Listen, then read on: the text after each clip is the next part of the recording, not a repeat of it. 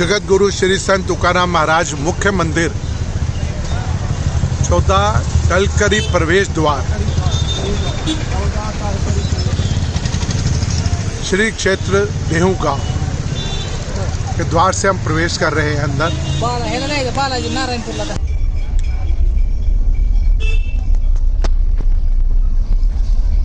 Right में sir.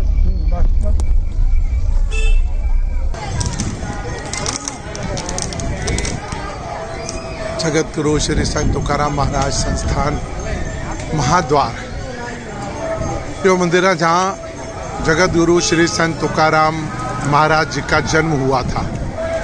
चलिए अब इस मंदिर में चलते हैं। यहाँ के ट्रस्टी भी हमारा इंतजार कर रहे हैं। ये मंदिर बहुत प्राचीन है। शिवाजी महाराज के काल में ही इस मंदिर का निर्माण हुआ था। आज भी उसकी भव्यता देखते ही बनती है।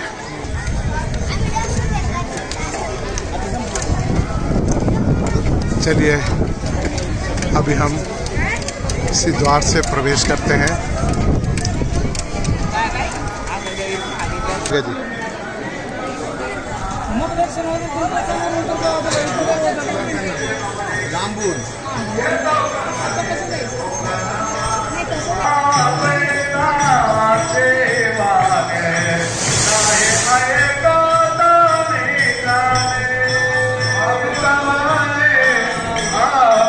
ये राम मंदिर है इधर, ये मुख्य मंदिर।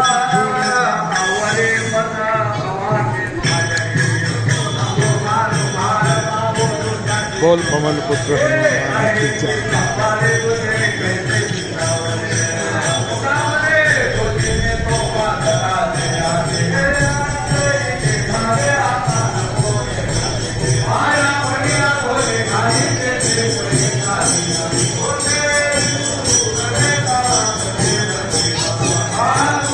गरुड़ मंदिर।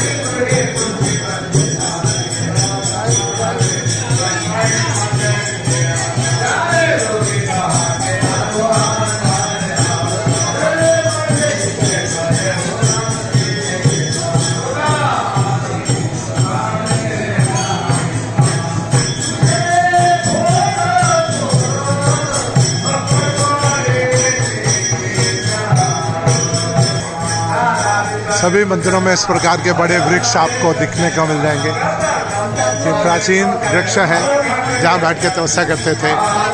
ये भजन मंडप है जहाँ नियमित भजन चलता है। ये दीप स्तंभ उस काल के बने हुए।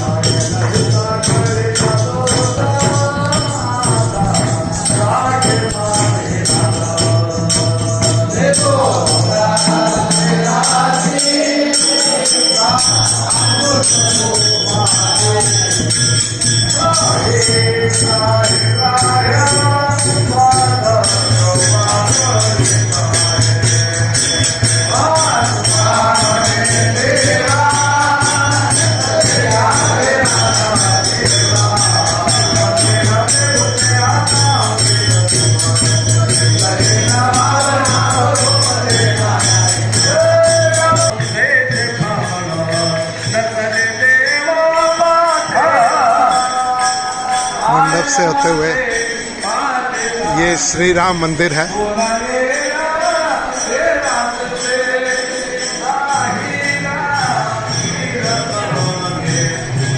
ये मुख्य मंदिर। अभी हम दर्शन करने के लिए मुख्य मंदिर में भी जाएंगे।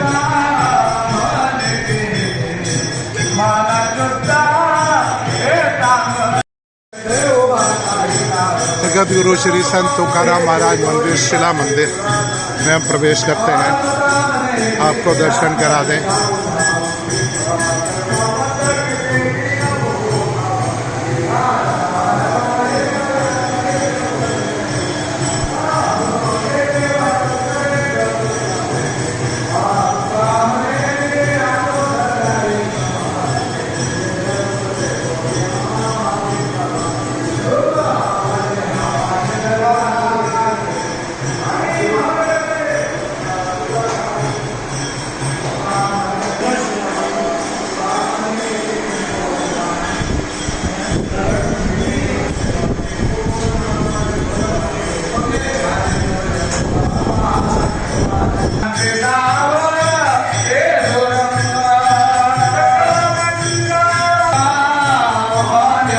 दिन पहले प्रधानमंत्री भी आए थे।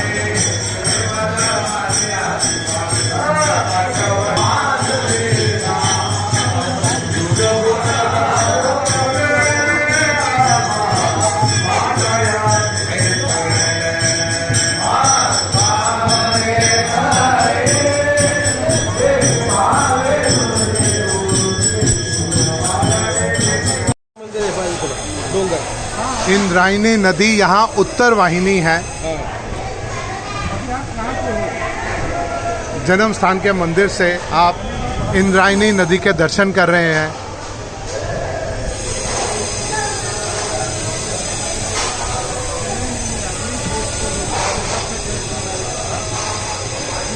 प्रधानमंत्री द्वारा इस मंदिर का लोकार्पण किया गया 14 जून 2022 को। मोदी जी मिल गए। जगत गुरु श्री संत तुकाराम महाराज जी शिला मंदिर का भूमि पूजन हमारी पूर्व राष्ट्रपति प्रतिभा भाई देवी सिंह पाटिल जी ने किया था 11 अक्टूबर 2008 को। ये सचमुच में बहुत ही सौभाग्य की बात है, राष्ट्रपति द्वारा भूमि पूजन और प्रधानमंत्री द्वारा मंदिर का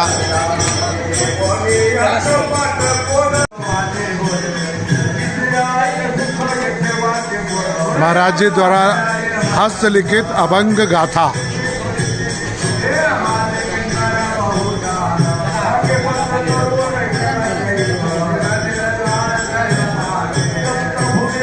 निर्मल रतनलाल वैद, आज मैं महाराष्ट्र के सबसे ऐतिहासिक और धार्मिक स्थल संत श्री तुकाराम जी महाराज का जन्म स्थल, उनका गांव जहां उनका जन्म हुआ था, वहां मैं नितिन महाराज जी के पास बैठा हूं, जो ये 700 वर्ष पुराना देव स्थान है।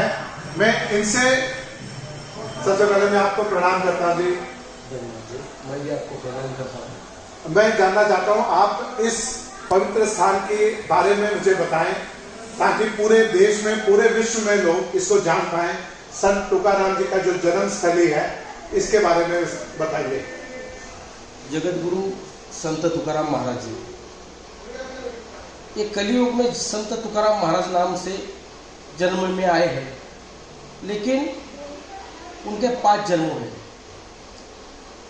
कहा जाता है कि त्रेता युग में प्रभु रामचंद्र के साथ जो अंगद थे वो तुकाराम महाराज जी थे।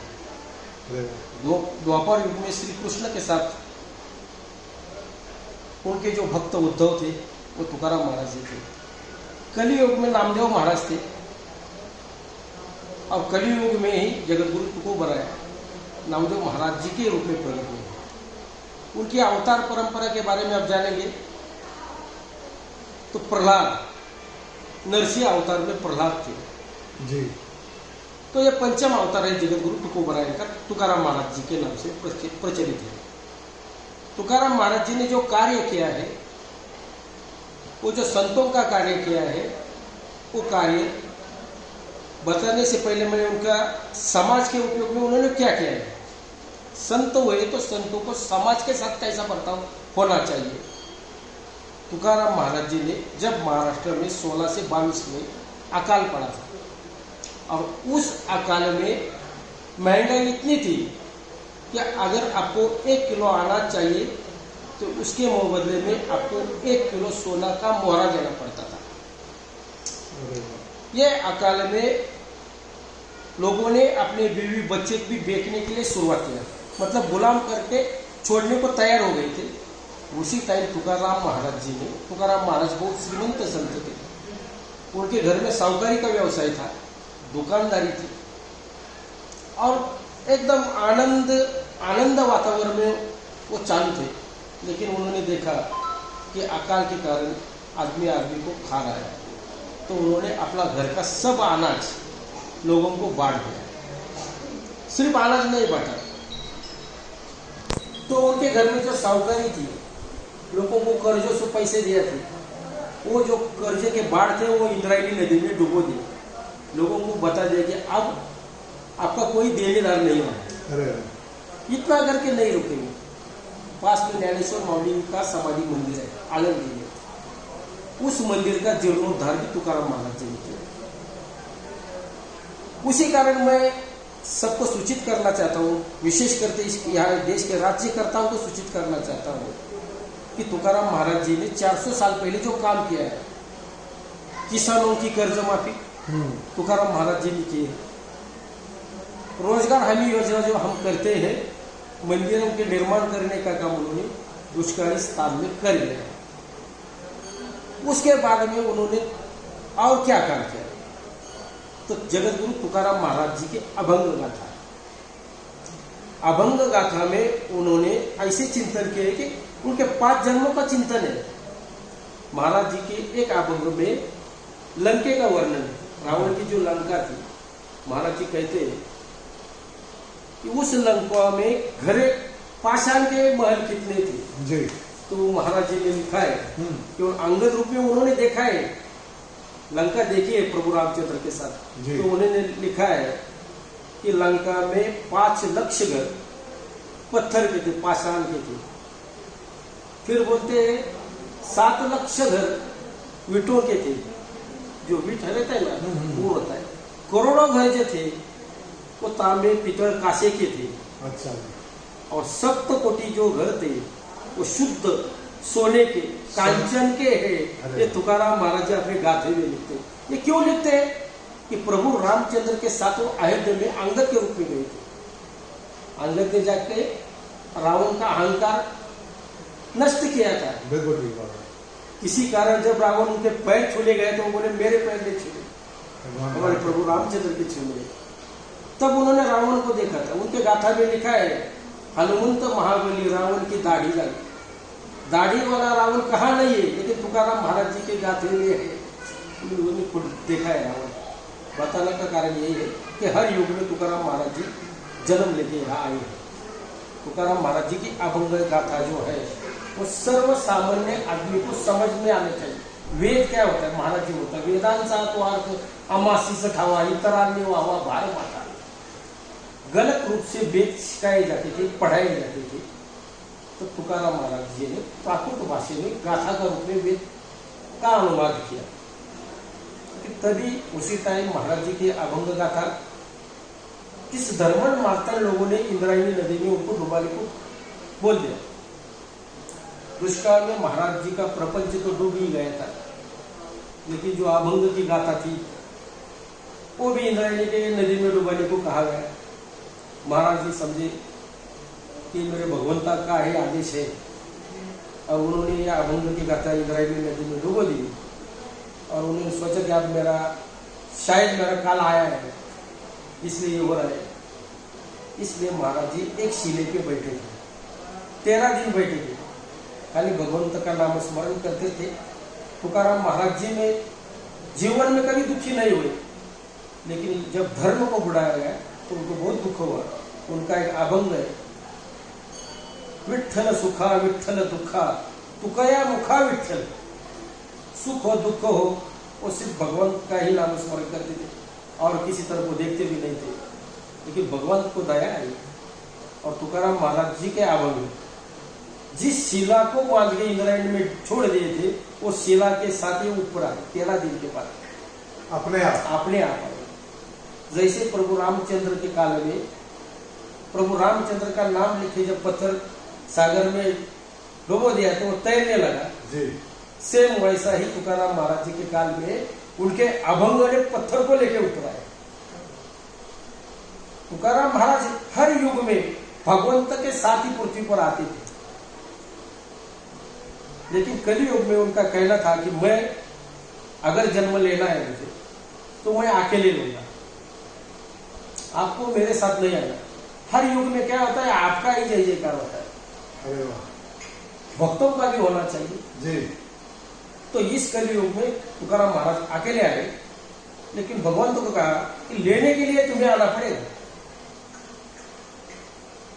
स्वर्ग से तुकाराम महाराज पृथ्वी पर अवतरण हुआ, उनका कार्य जब खत्म हुआ तब उनको लेने के लिए स्वयं विष्णु अपना गरुड़ का वाहन लेके यहाँ आए। जब देवगांव में वो आए तो उन्होंने देखा कि जो स्वर्ग में नहीं है ये पृथ्वी पे है। तो यहाँ वो 5-6 दिन यहाँ रहे देहू गांव में। हर दिन एक उत्सव होता था। तुकाराम महाराज जी कहते थे चलो तो नहीं कल जाएंगे। ऐसे 5-6 दिन खुद भगवान यहाँ रहे। फिर जब महाराज जी का वैकुंठ गमन का काल आया तो महाराज जी गरुड़ पर बैठ के अपना सदेह लेके स्वर्ग की ओर चले गए। सर शरीर लेके और सर वो कब का यहाँ कार्यक्रम होता है उसका? फाल्गुन वद्य द्वितीया। अच्छा। उनका जो वैकुंठ गमन का दिन है फाल्गुन वद्य द्वितीया दोपहर के 12 बजे, जो अभी इस साल मार्च महीने में आता है। होली के त्योहार के दूसरे दिन ये उत्सव आता है। आज भी महाराज जी के वैकुंठ गमन का जब टाइम आता है वहाँ बहुत बड़ा कीर्तन महोत्सव होता है। और वो कीर्तन में वहाँ एक नांदू के वृक्ष है जो तुकाराम महाराज जी के काल से वहाँ हुए जी। तो वो भी हिलता है।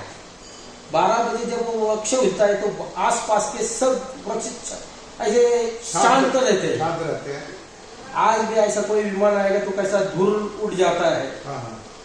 वैसा वो 12 बजे का वातावरण यहाँ तैयार होता है। लाखों भावी भक्त जी उसे देखने के लिए यहाँ लोग। अच्छा, मैं चाह रहा था कि आप एक बताएं, जो यहाँ से एक यात्रा चलती है पंढरपुर के लिए, वो काफी 240 किलोमीटर की यात्रा होती है। उसमें कितने लोग उस यात्रा में भाग लेते हैं और कितने दिनों तक वो यात्रा चलती है? अच्छा सवाल पूछा आपने। इसी कारण मुझे याद आया तुकाराम महाराज जी के सदैव वैकुंठ के बाद उनके जो चिरंजीव थे जिनका नाम है तपोनिधि नारायण महाराज, जिस गांव में जाते थे उस गांव में कथा प्रवचन होता था। और तुकाराम महाराज जी के चिरंजीव तुकाराम महाराज जी के भाई कान्होबा और नारायण महाराज जी एक दिन कथे में कान्होबा राय बता रहे थे कि प्रभु रामचंद्र जब वनवास में चले गए तो भरत ने उनको पीछे पीछे गए और कहा कि नहीं आप वनवास मत जाओ, अयोध्या चलो। तो प्रभु रामचंद्र ने अपने पैर के पादुका भरत जी को दिए और भरत जी वो ही पादुका लेके अयोध्या में आए। सिंहासन पर रखा और प्रभु रामचंद्र हमारे साथ है करके पूरा राज्य कारोबार किया। उसी तरह तपोनिधि नारायण महाराज जी को लगा हम तो पंढरपुर जा रहे हैं लेकिन ऐसे ही जा रहे हैं उठल उठल करके, हम क्यों नहीं तुकाराम महाराज जी के पादुका अपने साथ लेके जाए। तो उन्होंने तुकाराम महाराज जी की पादुका ली। पास में मावलिंग का मंदिर है, ज्ञानेश्वर महाराज जी है आलंदी में, तो क्यों मावलिंग के भी पादुका लेके जाएंगे। उनके मन में सोच आया और तुकोबा राय की पादुका और ज्ञानेश्वर महाराज जी की पादुका एक ही साथ में लेके वो पंढरपुर जाने लगे। लोग पूछने लगे ये क्या है, ऐसे गले में माल में वो पादुका थी। तो उन्होंने बोला कि ये तुकाराम महाराज है, ये ज्ञानेश्वर महाराज है। और ज्ञानोबा तुकोबा भजन परंपरा वो नारायण महाराज जी ने शुरू भजन परंपरा। और तभी से हर युग में कैसा वो युग में जब पालकी में बैठने का बहुत बड़ा मान रहता था वो काल में, तो उन्होंने वो संतों को मान दिया। ज्ञानोबा तुकोबा राय का पादुका पालकी में रखा और वो पंढरपुर जाने लगे। आज उसको 327 साल हो गए। 327 वर्ष हो गए इस यात्रा को चलते। हाँ, लाखों लोगों का समुदाय साथ में रहता है। ज्ञानोबा तुकोबा का भजन करके पंढरपुर जाना है। ये किस माह में होता है? वो आषाढ़ माह रहता है। आषाढ़ माह में जो सप्तमी रहती है, सप्तमी तुकोबा राय के पालकी का प्रस्थान यहाँ से होता है। दूसरे दिन अष्टमी ज्ञानेश्वर मावली का भी प्रस्थान होता है। अच्छा। और वो पंढरपुर के लिए अभी महाराष्ट्र से बहुत पालकियाँ आ रहे हैं, अनेक संतों की पालकियाँ भी होने शुरू हुई है और सब पंढरपुर में जाते हैं, भजन कीर्तन करते हैं। लेकिन आज भी वहाँ ऐसे चमत्कार होते हैं कि महाराज जी ने बताया है कि जो इस पालकी में आएगा भगवान खुद उनके पैरों की तरफ देखता है। पाया करे पीताम्बर वाटे खड़े बेची, भगवान अपने पीताम्बर से उनके रास्ते के जो भी संकट रहेंगे वो दूर करता है। आज भी हम उसका अनुभव करते हैं। पालकी मार्ग में बहुत छोटे छोटे भी गांव हैं, आप देखेंगे तो वो गांव की लोक संख्या 5-10 हजार भी हो सकती है। लेकिन लाखों का समाज जब उस गांव में जाता है वो कहाँ रहता है किसी को कुछ समझ में नहीं आता। जब दूसरे दिन फिर पालकी निकलती है तो जैसे वारुल सी मुंगिया निकलती है, चिटिया निकल के जैसे लाइन लगाते वैसे हर घर से ऐसा हमारा वैष्णव भक्त निकल आता है। कौन इसकी व्यवस्था करता है, ये भी बहुत बड़ा प्रश्न है।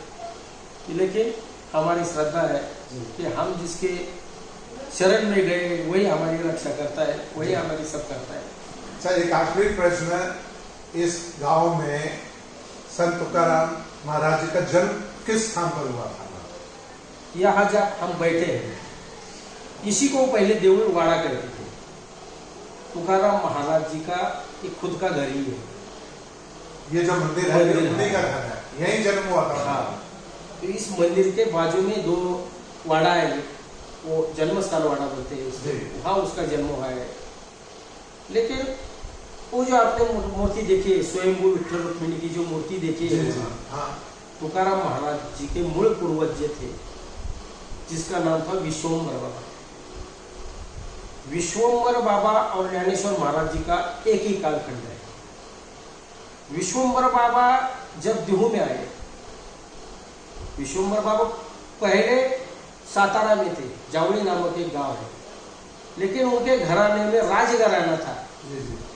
और विजापुर का जो बादशाह है, महामणि बादशाह, उसने जो 5 शाही बनाई थी महाराष्ट्र में, उसके कानून के तौर पर महाराष्ट्र का कारोबार चल रहा था। वो उनको विश्वम्भर बाबा को अच्छा नहीं लाया, वो राजगद्दी को छोड़ के आए देवू में आ गए और पांडुरंग भक्ति में लगे। 8 मास उन्होंने पंढरपुर की वारी की, 8 मास में 16 बार पंढरपुर गए और आए। तो भगवान प्रसन्न हुए और उनको कहा बाबा जी को कि आप पंढरपुर आने की जरूरत नहीं है, मैं खुद देवगांव में प्रकट होता हूँ। और महाराज जी की खेती में ये जो विठ्ठल रुक्मिणी जी के आपने जो दर्शन किए, वो स्वयं मूर्ति है, वो वहाँ प्रकट हुए। और उसके बाद में 400 साल बाद में तुकाराम महाराज जी का जन्म हुआ। अच्छा, शायद भगवान को तुकाराम महाराज जी की सेवा सुननी थी, उसके मुंह से कीर्तन सुनना था, इसलिए भगवान 400 साल पहले देव में आए। क्या बहुत बहुत महत्वपूर्ण जानकारी दी आपने, तो मैं बहुत बहुत धन्यवाद करता हूँ। मैं निर्मल रतनलाल बैद। इसी प्रकार से भारत के जितने पवित्र तीर्थ स्थान हैं, हमारे संतों के जन्म स्थान है, मैं उन सब के बारे में आपको पूरी जानकारी दूंगा। और मैं उन्हें आपका हृदय से धन्यवाद करता हूँ। धन्यवाद महाराज जी, मैं तो क्या इतना बड़ा चैनल में बोलने वाला नहीं हूँ। नहीं, ऐसा कुछ नहीं। एक बात मेरे से छूट गई है जी, आपने इंद्रायणी माता का भी दर्शन किया है। जी, नदी जो इंद्रायणी नदी है, ये इंद्रायणी नदी देवगांव में उत्तर वाहिनी है। जी, उत्तर वाहिनी नदी, इसके कुछ खास वैशिष्टता ऐसे है कि इस नदी में जब हस्ती विसर्जित किए जाते हैं, जी, 2 या 3 दिन में इस हस्ती का पानी बन जाता है। अच्छा, हस्ती ऐसी चीज है कि इसे डिस्पोज कभी किया जा नहीं सकता। माँ के कैल्शियम से बनी हुई अपनी हस्ती होती है। हाँ, बिल्कुल ठीक बात है। लेकिन इंद्रायणी माते में इतनी ताकत है इस नदी में, जैसा इंद्र को स्वयं मंत्र का दाग लगा था बोले, तब इंद्र ने इंद्रायणी नदी में स्नान करने से उसका दाग चला गया था। तो यही इंद्रायणी नदी है। और इसी इंद्रायणी नदी ने तुकाराम महाराज जी के गाथा को भी पुनरुत्पादन किया। दूसरी बात यह है कि इस इंद्रायणी नदी में मासे मछलियां जो है, इसे देव मासा कहते हैं, लेकिन वो महाशीर जाति का मछली है, जिसकी साइज अपने से भी बड़ी थी। लेकिन अकाल में फ्रूट पॉइजन होने से मछलियां मर गई थी। लेकिन उस टाइम एक मछली ऐसी थी कि उसके नथ वाली मासी बोलती थी। अच्छा जी। एक माता जी ने अपनी नथ निकाल के वो मासी को मछली को पहनाई थी। वो मछली एकादशी के पहले एकादशी को देहू में दिखती थी, दूसरे एकादशी को वो आलंदी में दिखती थी। अरे वाह। तब मालूम हुआ कि हम यात्रा करते हैं, हम देहू से आलंदी जाते हैं, पंढरपुर जाते हैं, लेकिन इस इंद्रायणी नदी की मछली भी वारी करती है। अच्छा। ये भी तुकाराम महाराज जी के दर्शन के लिए यहाँ आती है और यहाँ से आलंदी को माउली के दर्शन के लिए भी जाती है। जो एक बात छूट गई थी, इसलिए चलिए बहुत बहुत धन्यवाद, बहुत महत्वपूर्ण जानकारी दी। मैं चाह रहा हूँ पूरे भारत के, पूरे विश्व के सनातन धर्म के लोग अपने जो हम संतों को, अपने धार्मिक स्थलों को भूल गए हैं, वो सब उनको पुनर्याद करें और यहाँ दर्शन करने आए। तो मैं इसके लिए आप सबसे प्रार्थना करूंगा कि आप यहाँ आए। मैंने आप सबके लिए प्रार्थना की, आप सब स्वस्थ रहें, प्रसन्न रहें और सनातन धर्म की सेवा करते रहें, यही मेरा आप सबसे निवेदन है। जय श्री राम।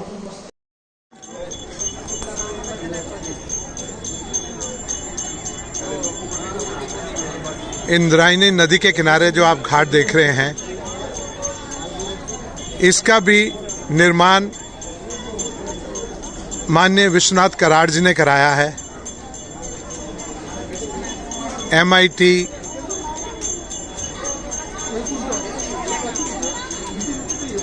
यूनिवर्सिटी वाले।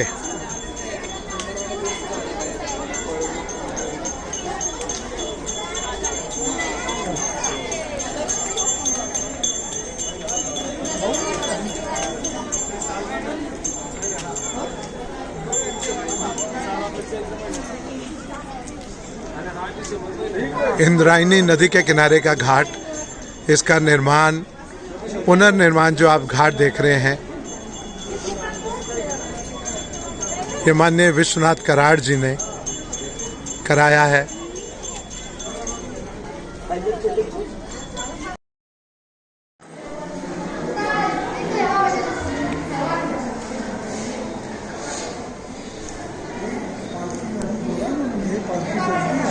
जी,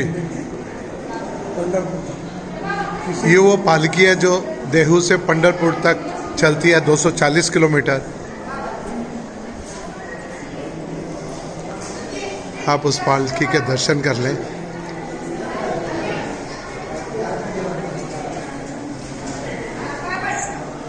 सभी इस पालकी के दर्शन करने के लिए आते हैं।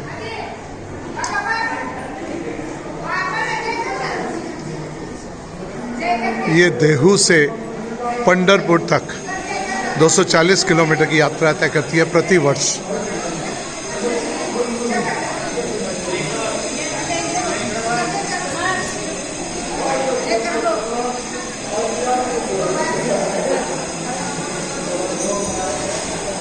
चलिए जी, अब हम यहाँ से चलते हैं।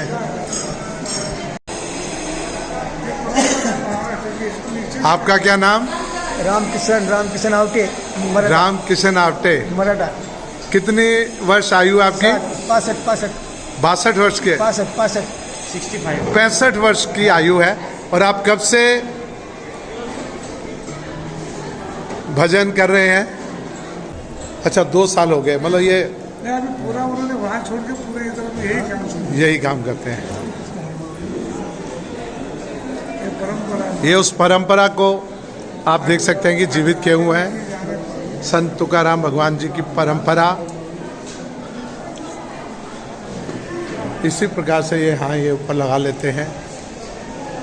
ये जैसे हम वानप्रस्थ कहते हैं, अपने घर बार को छोड़कर उस परंपरा को जीवित करने के लिए आप यहाँ ये। जी जी जी, क्या नाम आपका? आपका नाम? गरुड़। गरुड़। अरे वाह, आप तो भगवान राम के गरुड़ हैं। तो आप कब से हैं यहाँ मंदिर में? कब से यहाँ हैं? हमें दर्जन आता है। अच्छा, कब से आ रहे हैं? निगड़ी। कितने दिनों से आ रहे हैं? 5 बरस हो गए। 5 बरस से दर्जन। प्रतिदिन आते हैं मंदिर में। कितनी दूरी पर रहते हैं यहाँ से?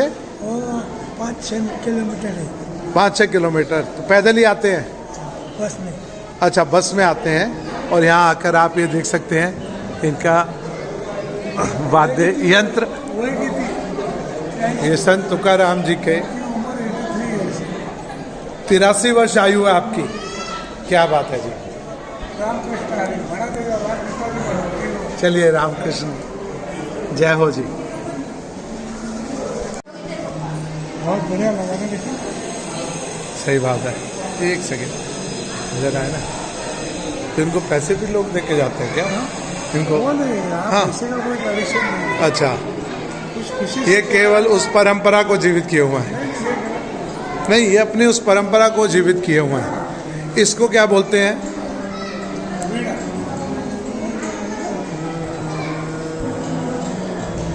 भजन भी गाते हैं आप? 5 बजे।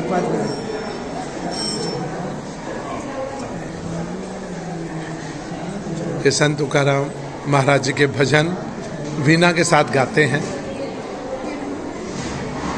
ये उस परंपरा को जीवित किए हुए हैं, बहुत ही अद्भुत।